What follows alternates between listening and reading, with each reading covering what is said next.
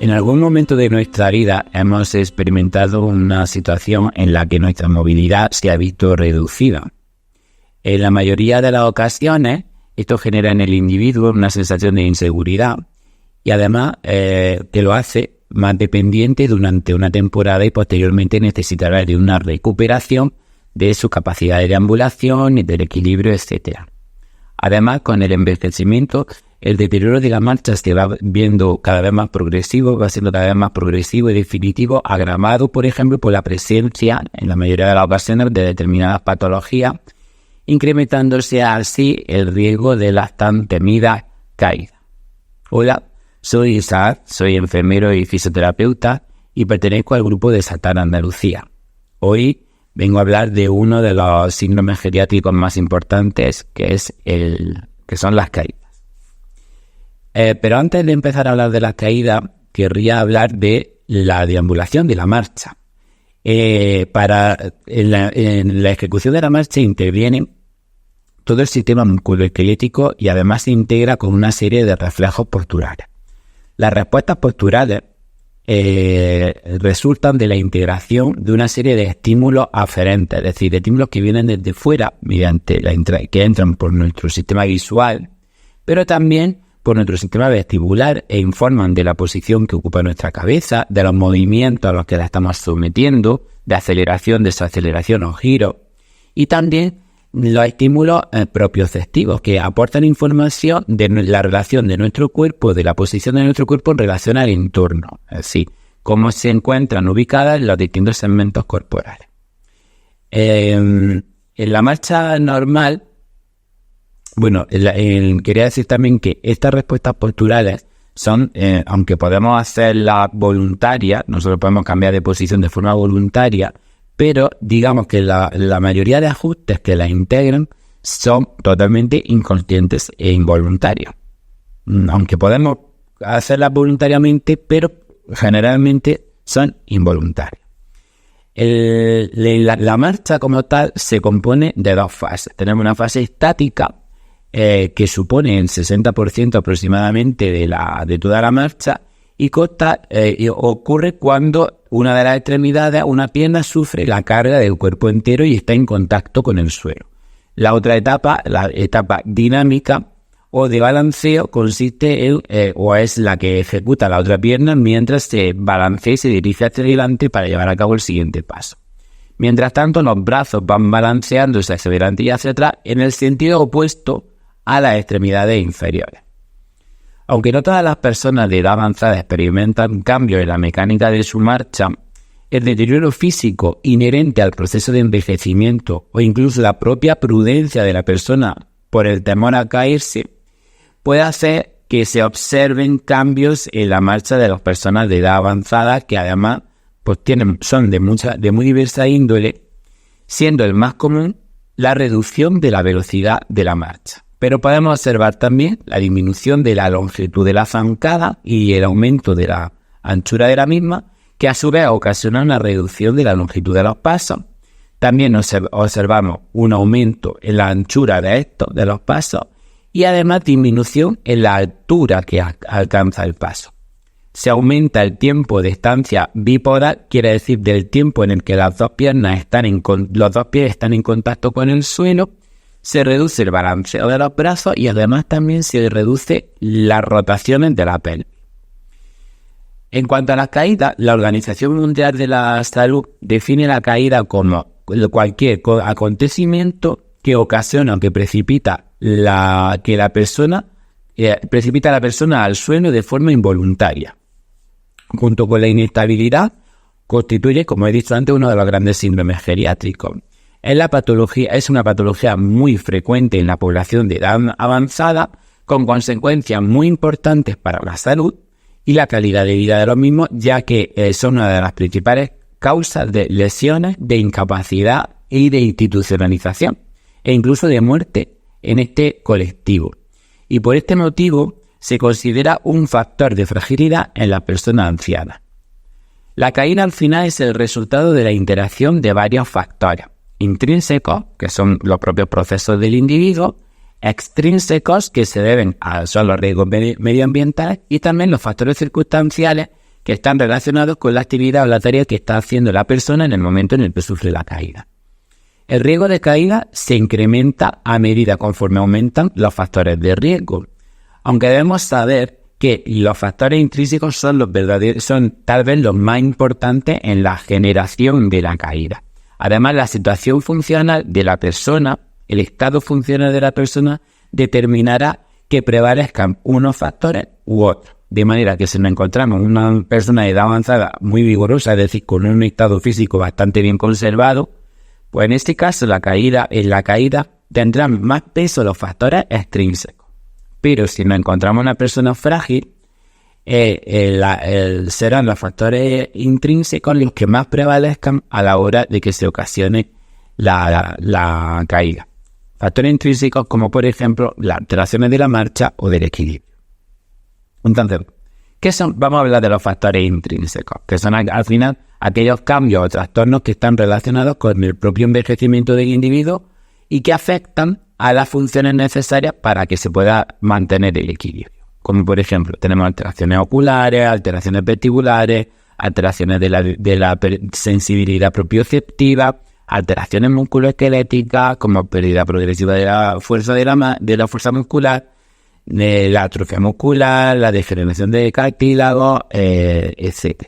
Pero aparte, también hay procesos patológicos que contribuyen a la presencia de caída, que también se consideran factores intrínsecos, como por ejemplo, a nivel cardiovascular, pues la presencia de hipotensión. Estas personas que se levantan rápidamente y les baja la tensión.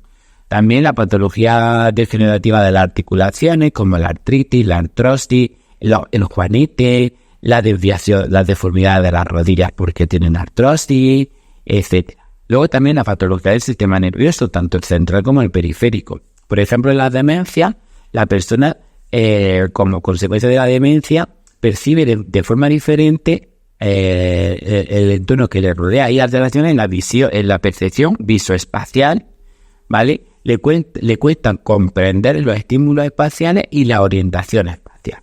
Luego también cualquier otra patología aguda que surja puede ser causa o puede ser un factor de riesgo de caída. En los factores extrínsecos se incluyen aquellos factores medioambientales o ambientales que acompañan a la caída. Generalmente acompañan a la caída. En general, como estoy diciendo, actúan como coadyuvante o agravante de los factores intrínsecos, ¿vale?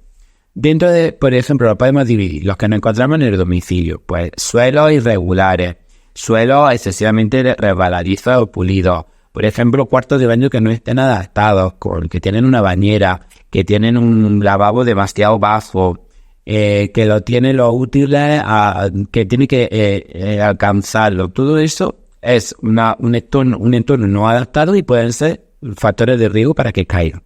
En la calle, ¿qué nos podemos encontrar? Bordillo, mobiliario que esté a una altura inadecuada, la falta de contraste en el propio mobiliario urbanístico, que puede hacer también que crea que hay un escalón cuando no lo hay. Todo eso puede actuar como factores de riesgo. Un semáforo que no le da tiempo a la persona a cruzar.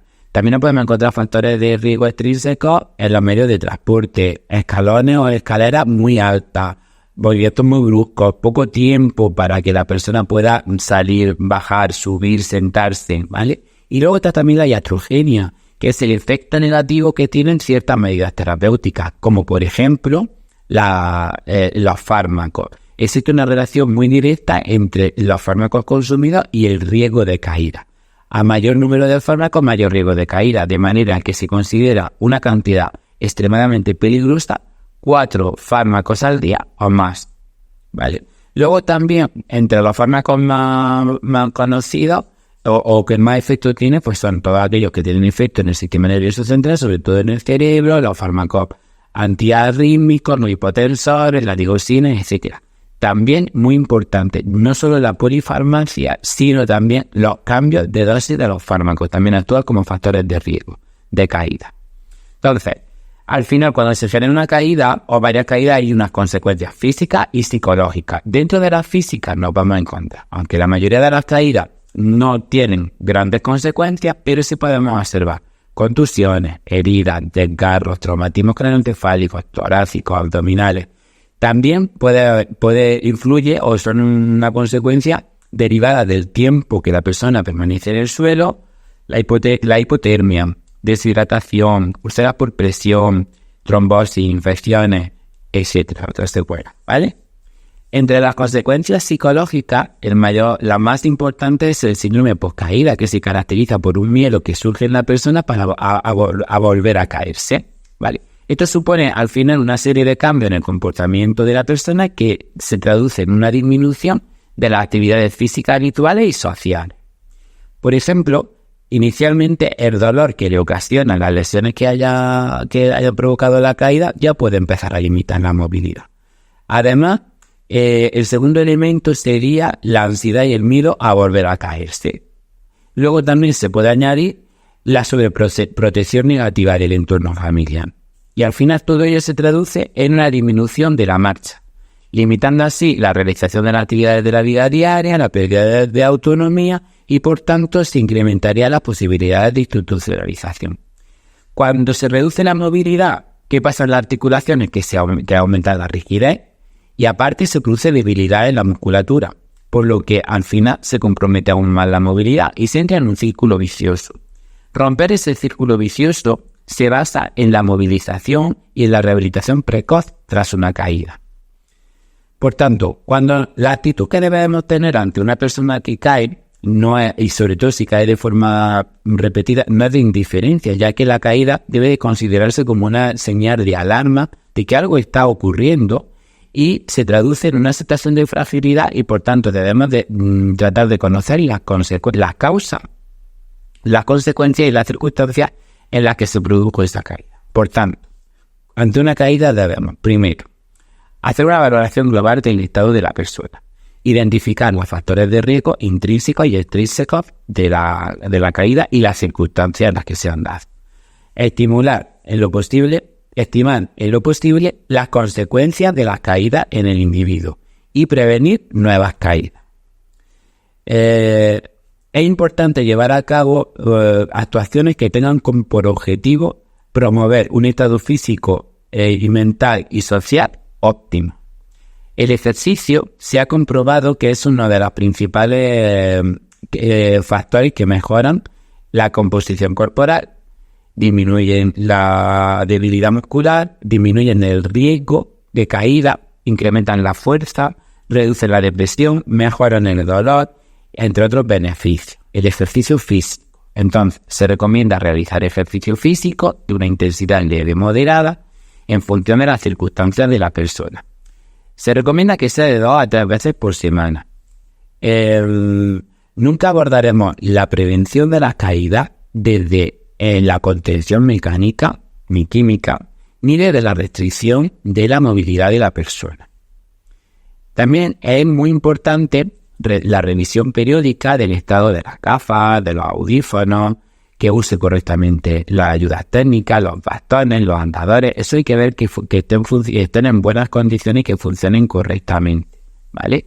También es muy importante establecer medidas de seguridad física pasivas, es decir, aumentar la seguridad ambiental mediante medidas que corrijan aquellos factores de riesgo extrínsecos que ya hemos comentado anteriormente. Por supuesto, detectar precozmente las patologías que puedan estar presentes y que pueden influir en la marcha y en el equilibrio de la persona. Muchas veces estas patologías actuarán, como he dicho también anteriormente, como factores de riesgo de futuras caídas, por lo que detectarlas precozmente y abordarlas es una forma de prevenir caídas de forma importante. Cuando el hecho de haber sufrido una caída genere cierta incapacidad en la persona, es importante abordar las complicaciones físicas y psicológicas derivadas de dicha caída. Se le puede enseñar, por ejemplo, a la persona a realizar transferencias desde la silla al sillón o desde el sillón a la bipedestación. Por otro lado, la reeducación de la marcha debe de ser progresiva, empleando las ayudas técnicas más adecuadas a las necesidades de la persona. Por ejemplo, unas paralelas, es difícil en las casas, pero bueno, un andador, un bastón, etc. El empleo de protectores de cadera resulta en la actualidad algo controvertido. Esto quiere decir, son unas protecciones, unos almohadillados que se colocan una especie de pantaloncillo que lleva almohadillado en la zona de la cadera, que se supone que reduce el impacto y si hay una caída no se produce la fractura. La verdad es que hay varios estudios y los resultados son contradictorios. Unos dicen que favorece y otros que no favorece. Quiere decir que protege, unos dicen que protege y otros dicen que no protege. Algo que es muy importante también a la hora de abordar las caídas, que nos lleva a la seguridad a la persona, es enseñarles a levantarse del suelo, ¿vale? Para evitar sobre todo las consecuencias que había asociadas a la permanencia en el suelo. Entonces, la maniobra es sencilla. Hay que enseñarle a la persona a darse la vuelta y ponerse boca abajo, y una vez que está en esa posición, ponerse de rodillas a 4 patas, en posición como de gateo. Y a partir de ahí, a buscar un apoyo en algún elemento del mobiliario para poder conseguir la bipedestación. ¿De acuerdo? Bueno, y esto es todo lo que quería comentar sobre un síndrome geriátrico muy importante que es las caídas. Un saludo.